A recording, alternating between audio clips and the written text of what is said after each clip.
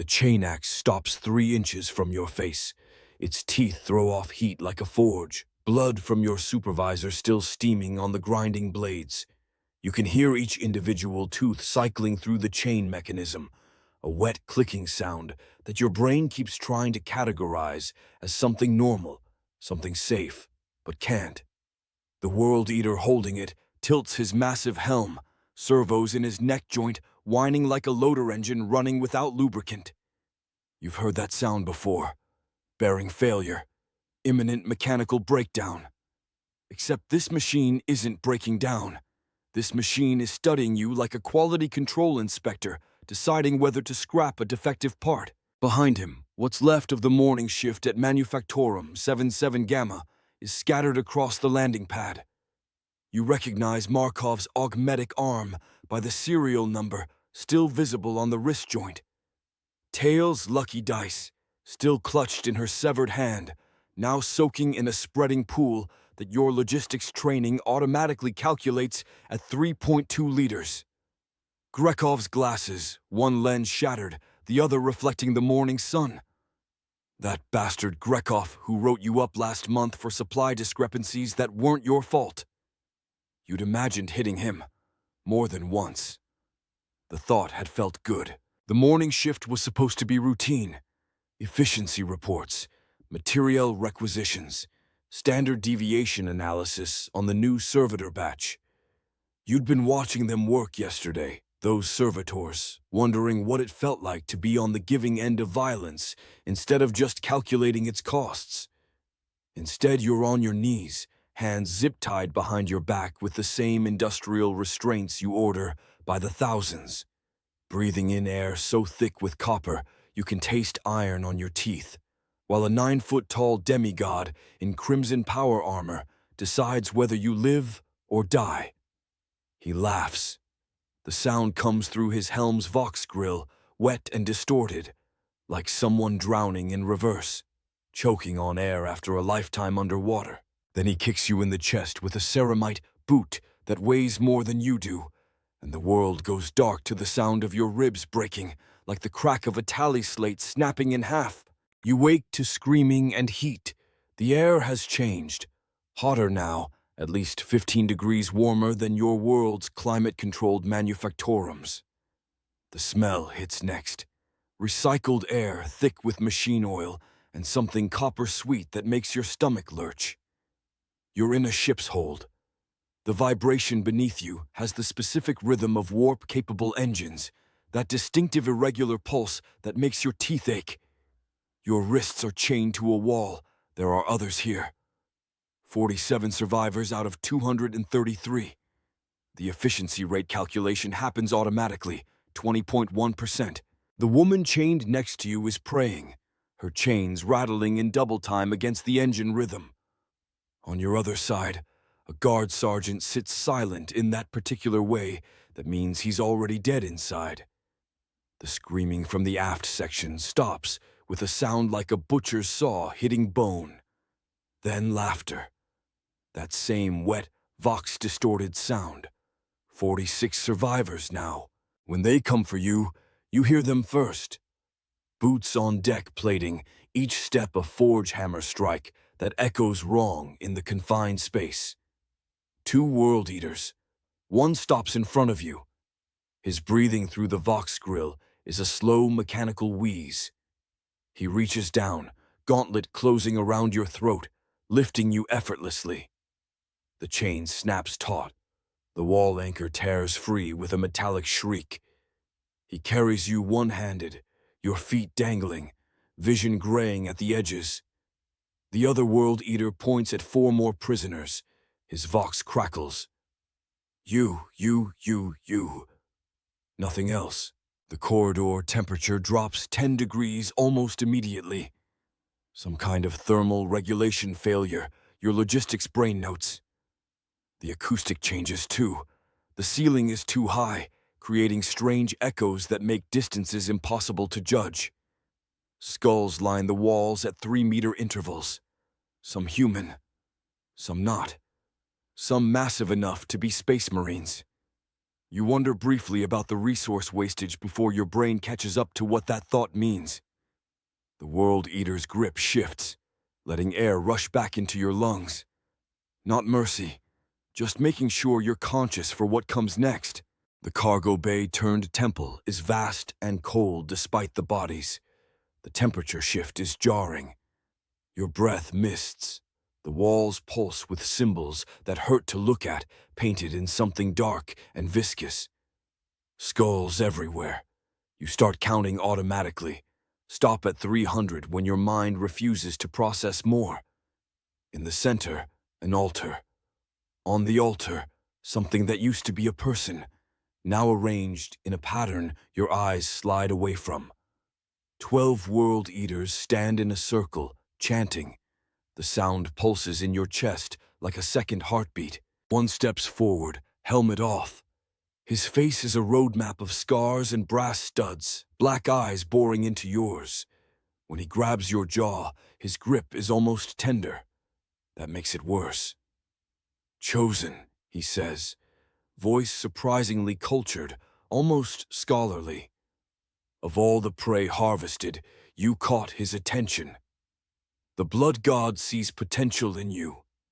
He gestures to the altar. That one hesitated, clung to false hope. His black eyes study you with clinical interest. You will fight, you will kill, you will prove worthy, or you will become part of the pattern. Do you understand the mathematics of this? You nod, because what else is there? He smiles. 2 cultists drag you to a cage. Inside is another prisoner.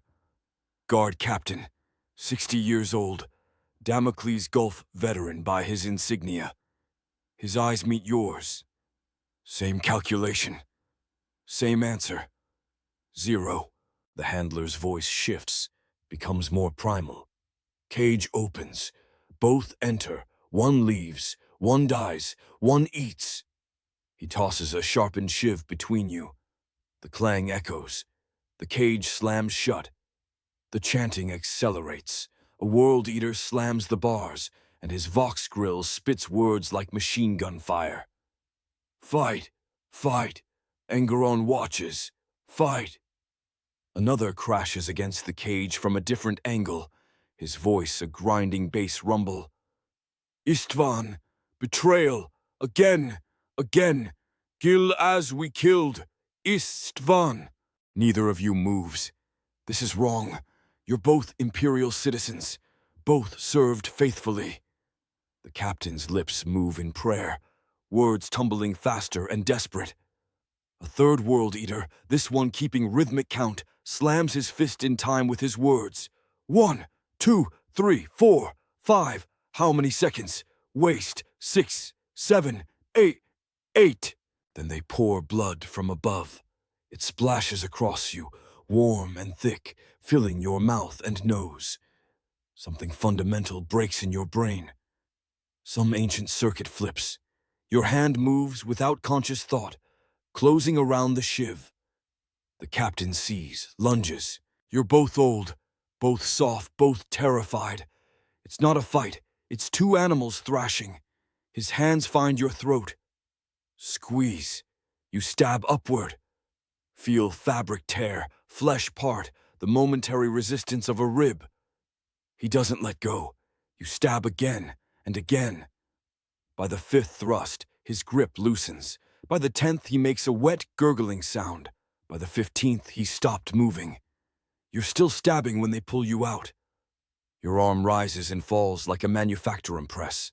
Mechanical, efficient. You're covered in blood, and you can't tell whose anymore. You might be crying. You might be laughing. The sounds don't make sense. The handler lifts you by the scruff of your neck, displaying you to the others. They roar. The counter bellows. 15, 15 strikes.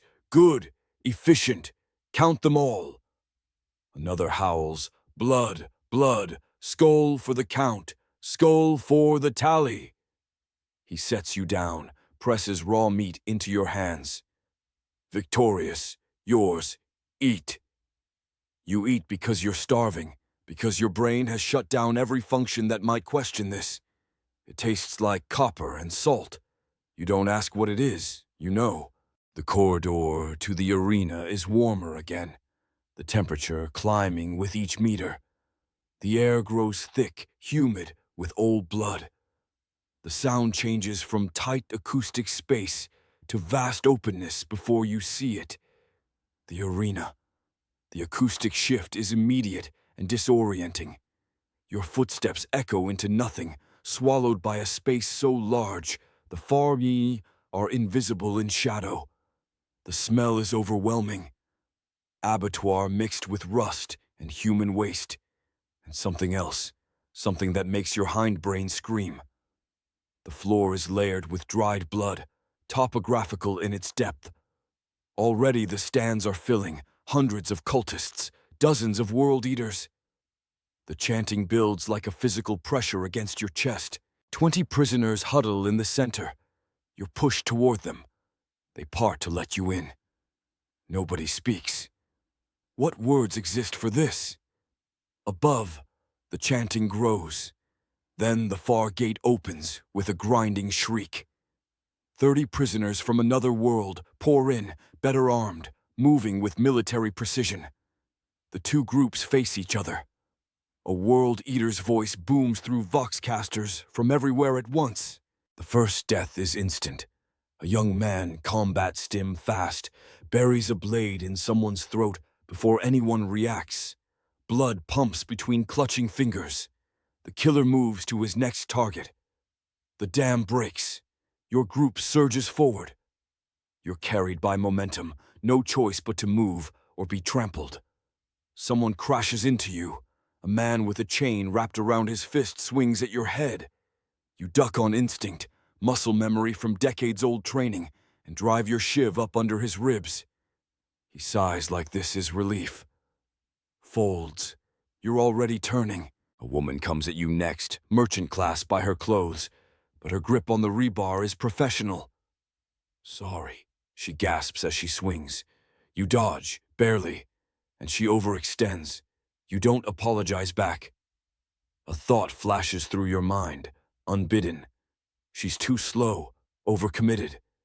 You push it away, disturbed by how tactical it sounds, how cold.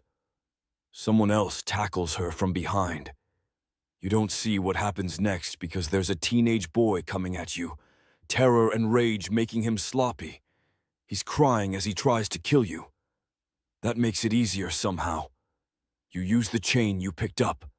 His neck breaks with a sound like kindling snapping. That was Grekhov's neck in your imagination. You're grinning. You catch yourself grinning, and that should horrify you, but it doesn't. It feels good. For the first time since your world ended, you feel something other than terror. You feel alive. The fighting continues, but you're not panicking anymore. Not flailing. There's a rhythm to it. Someone comes at you from the left, and another thought surfaces. Too aggressive, unbalanced, will overextend in 3, 2, 1, and they do. You sidestep, let them fall, finish them while they're down. Where are these thoughts coming from? You try to focus on survival, on fear, on anything except the cold analytical voice that's starting to narrate the violence, like it's a logistics problem with bleeding solutions. When it ends, 7 are standing. You count automatically, but this time you see them, really see them. The merchant woman is one of them, her rebar bent and dripping. She's panting, staring at her hands like she doesn't recognize them. An older man, maybe 50, guard tattoos faded on his arms, sits on a corpse. Because his legs won't hold him anymore. A young woman with wild red hair and a cut across her face that's pumping blood with each heartbeat. 2 brothers, twins by their faces, holding each other up, both weapons broken. Another man whose eyes have gone completely blank, standing rigid like a statue, while blood drips from his knuckles. And you. 7 survivors, out of 52.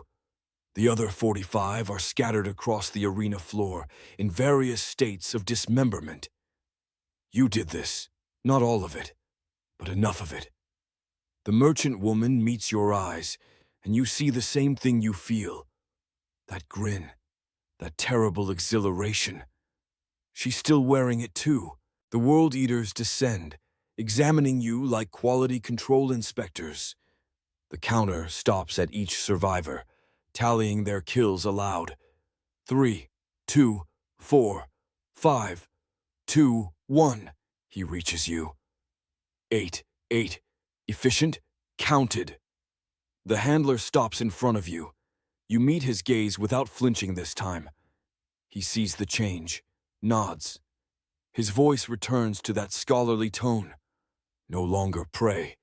The blood god has tasted your offering and found it acceptable.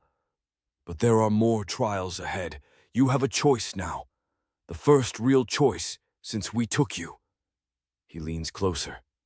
Embrace what you're becoming, or die forgotten in the next bout. Choose. The answer rises from somewhere dark. Yes. You choose strength. You choose survival. You choose the blood god, because what else is there? Hope died on the landing pad. Faith died in the cage. There's only blood and strength and the honest mathematics of kill or be killed. He smiles and squeezes your wounded shoulder. The pain is incredible. You smile back. They take you to a cell, not a cage, a privilege. You're alone. The temperature here is neutral, almost comfortable, which feels wrong after the extremes. You sleep, or something like sleep. When you wake, you don't know how much time has passed. Hours, maybe days. The thoughts are still there. Quieter now, but present. The left. Always the left. You shake your head, trying to clear it. But the voice isn't external. It's coming from inside. From a part of you that watched the arena and learned, that analyzed the patterns, that calculated the most efficient kills. It sounds like you. Just sharper, colder, more certain. This should terrify you. You lie there waiting for the terror to come. It doesn't. The next time they come for you, the handler's voice has shifted again. More animated now, almost excited. You impressed them. The others. They want to see if your survival was luck or skill. He walks you down a different corridor. This one is colder than the temple, warmer than the arena. The acoustics are tighter, more focused. This bout is different. An honor, really. You fight as champion, one opponent, the crowd's favorite against the rising contender. He laughs, and it sounds almost human. Entertainment has structure here. Even in service to the blood god, we appreciate narrative. The arena looks different this time. Smaller, more intimate. The stands are packed, the crowd pressed close enough that you can see individual faces. The chanting is rhythmic, organized, like they've done this 1,000 times before. The floor has been cleared, the blood scrubbed away to show the original deck plating. Almost ritualistic in its cleanliness. In the center, a circle has been painted in something that glows faintly red. 2 weapons wait inside, a gladius and a combat knife. Your choice. Rules are simple, the handler says, his voice carrying that scholarly tone again. Stay in the circle. First blood doesn't matter. Fight ends when one of you stops moving. The crowd decides if the loser lives or dies. He pauses, though they rarely choose mercy. The far gate opens, your opponent enters, and your stomach drops. It's a woman, late 20s, still wearing the remains of an administratum scribe's robes. You recognize the specific shade of parchment yellow. She's from your world, maybe your city. Maybe you passed her in the halls of the administrative complex 100 times without noticing. She's been here longer than you. You can tell by the way she moves, by the scars, by the dead look in her eyes that somehow still holds a spark of desperate hope. She sees you, and that spark flickers. Recognition, not of you specifically, but of what you represent. Someone new, someone less broken. The voice in your head surges, no longer vague thoughts, but clear instructions. Target the left side. She favors her right leg. Old injury. Knee, probably. She'll overcompensate. Use it. You try to push the thoughts away, but they make sense. Cold, perfect sense. And worse, you're listening. You're already cataloging her movements, her stance, looking for the weakness the voice promised. She picks up the gladius. You take the knife. You don't know why. It feels right in your hand. Familiar weight from the cage. The crowd's chanting shifts, becomes a countdown. Blood, blood, blood. The handler raises his hand. Begin. Then he laughs. Oh, one more thing. I lied about the circle. You can leave at any time. Let's see what you do with freedom. She charges immediately, no hesitation. The gladius aimed at your throat. Professional. Practiced. You sidestep and the voice is commanding now, not suggesting. Left knee. Left knee. Strike the left knee. You don't. Can't. Won't. This is too calculated, too cold, too much like murder instead of survival. She recovers, spins, and you see it. The slight hitch in her movement. The old injury the voice knew about. She sees that you see it. Understands what it means. Make it quick, she says.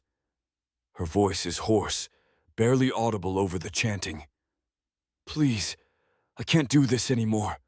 That should break you, should remind you of your humanity. Instead, the voice interprets it differently. She's giving up, weak, unworthy. She wants death. Give it to her. It's mercy. It's efficient. It's what the blood god demands. Your hand tightens on the knife, and you realize with creeping horror that you're considering it. Weighing the logistics, the most efficient way to kill her, the cleanest cut, the quickest death. You're calculating murder like you used to calculate supply requisitions. The voice isn't external anymore. It's you. It's how you think now. She charges again. This time you move without conscious decision. The voice guides your blade. You go for the knee. She screams, collapses. The gladius clatters away. You're standing over her with your knife raised, and the crowd is chanting your name. Except they don't know your name, so they're just chanting, new blood, new blood, new blood. She looks up at you, doesn't beg, doesn't pray, just looks, waiting. And you realize this is the test, not whether you can kill. You already proved that. This is about whether you'll kill efficiently, strategically, without the excuse of panic or survival instinct. This is about choosing to be a killer. The voice promises reward. Prove yourself here, and the transformation comes faster. Prove yourself and ascend. Prove yourself and you drive the knife down. Not into her throat like the voice demanded. Into her heart. Quick, as merciful as murder can be. She gasps once and it's over. The crowd roars, the world eaters roar. You stand there looking at your hands and thinking, that was too easy. The thought should horrify you. It doesn't. The voice is quiet now, satisfied, like it got what it wanted, even if you didn't follow its exact instructions. You still killed efficiently. You still killed well. That still counts. The handler approaches, and now his voice is warm, almost paternal. Well done. You listen to the whispers. Good. They'll guide you well. He places a hand on your shoulder, the gesture almost affectionate. The blood god is pleased. You killed with purpose, with intent. That's worth more than 1,000 panic kills. You're learning. He gestures to the body. She thanked you with her eyes at the end. Did you see? You gave her the only mercy that exists in this galaxy. The mercy of an efficient death. You're taken back to your cell. This time they give you water. Real food, not corpse starch, not mystery meat. actual protein rations, the privilege of your new status. You eat mechanically, tasting nothing. Your mind keeps replaying the fight, the whispers that knew about her knee. How did they know? How do they know anything? You don't have answers, just the creeping certainty that the voice isn't something external being inflicted on you. It's something inside you that's been waiting. Something that was always there, buried under 50 years of compliance and efficiency reports and suppressed rage. The World Eaters didn't corrupt you. They just removed the things that were holding the real you down. Days blur, maybe weeks. The voice becomes constant. More bouts. You lose count of the kills. They all blend together into a catalog of efficient deaths. The handlers treat you differently now. More respect, more freedom. You're given better weapons, better food, your own armor, crude but functional. You're becoming something. You can feel it. The change isn't just mental anymore. Your body feels different, stronger, faster. Your wounds heal quicker than they should. Your senses are sharper. When you look in the polished metal of your cell wall, your eyes look different. Darker, hungry. One day the handler tells you you're ready. Ascension, transformation. Tonight you die. Tomorrow, reborn. His voice is proud. You've made him proud. That should feel wrong. It feels like validation. The ritual chamber is smaller, colder. The acoustics tight and claustrophobic after the arena's vastness. The air tastes electric, metallic. Wrong. A circle glows red on the floor. You stand in its center. 12 World Eaters surround you. They chant, and you chant with them, because the words are already in your head. You offer everything to Khorne. Your rage, your murders, your survival. Everything in exchange for strength, for meaning. And he answers. The pain hits like a plasma blast. Your bones don't break. They liquefy. You feel them turn to molten lead inside you, then crystallize into something harder, denser, wrong. Your spine extends, vertebrae cracking and reforming with wet pops that you feel in your teeth. Something tears through the skin of your back, not quite breaking through. Not wings, not tentacles, something else. Your muscles tear themselves apart, fiber by fiber, each strand snapping with a sound like guitar strings breaking, then weave back together thicker, corded with unnatural strength. Through the agony, images flash. Tail's face, frozen in that moment before the chain axe took her. The morning shift, all of them, standing at their stations like they did every day for years. Your own reflection in the manufactorum's polished steel, that tired old man who used to care about requisition forms and efficiency metrics. The person you were, the life you had. It's all still there, vivid and real, and for one crystalline moment, you could hold on to it. You could let this break you instead of remake you. You could cling to that tired old man and die as him. That would be the human thing to do, the loyal thing, the right thing. You see it all clearly. The choice, the path, the person you could remain if you just held on. And you let it go, consciously, deliberately. You watch that reflection shatter, and you're glad. That person was a waste. That life was a lie. You choose this. You choose strength. You choose truth. The pain intensifies, and you're not screaming in agony anymore. You're screaming in joy. Your skull feels too small for your brain. Pressure builds behind your eyes until you're certain they'll burst. Your teeth ache, shifting in their sockets, and you taste copper as your gums bleed.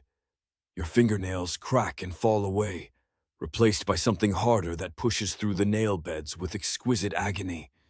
Your skin burns, turning red-tinged, developing a texture like leather left too long in the sun. Every nerve ending fires at once, your body rewriting its own neural map.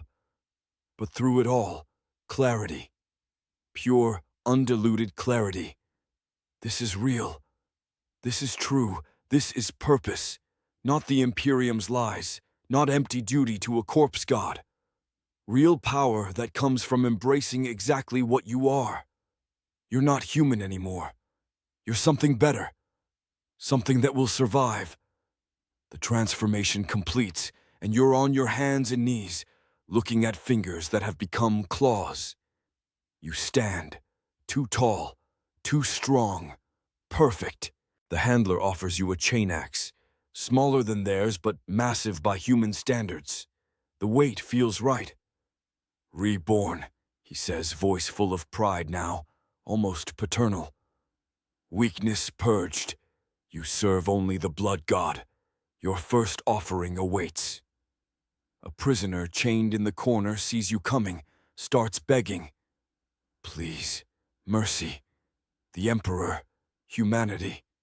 The words mean nothing. You raise the chain axe. Its teeth spin, eager. The kill takes 3 seconds. The silence after is beautiful. The world eaters roar. You roar with them, the sound barely human. Good. You don't want to be human. They give you armor. Carapace plate painted red. A helm with a vox grill. You look at your reflection and see a warrior. A killer. Everything you needed to become. You think about the scribe in the arena. Her last words. Make it quick. You gave her that. The most mercy anyone gets in this galaxy. And it felt good. That's the truth you've been avoiding. It felt good to kill efficiently. To kill well. To be good at something that matters. That night you think about your old life. The memories feel distant, like they belong to someone else. 50 years serving the Imperium. 50 years grinding yourself down for a machine that threw you away the instant you became inconvenient. You remember the day Grekov wrote you up, how you'd fantasized about his neck breaking, the sound it would make. Now you know that sound. It's satisfying. You remember watching the servitors, wondering what it felt like to inflict instead of calculate. Now you know. It feels like purpose. You laugh. Not a good sound, but genuine. The Imperium created you, taught you to bury your rage, to optimize violence from a distance, to calculate death without feeling it. Then discarded you, chaos freed you, showed you what you always were underneath the compliance. A killer who was very, very good with numbers. Now you're a killer who's very, very good with a blade. The efficiency is the same, just the product that changed. The cell door opens. The handler enters, sees you laughing, smiles with understanding. Time, he says simply. Join your brothers, the T-12 Legion, the World Eaters, the chosen of Khorne. You stand, follow. Don't look back, because there's nothing behind you worth remembering. That person was weak. Useless. This new thing you've become, this is strength, this is purpose. This is finally being alive. The galaxy will learn your name before it learns how you die. And you believe it. Emperor, forgive you. You believe it.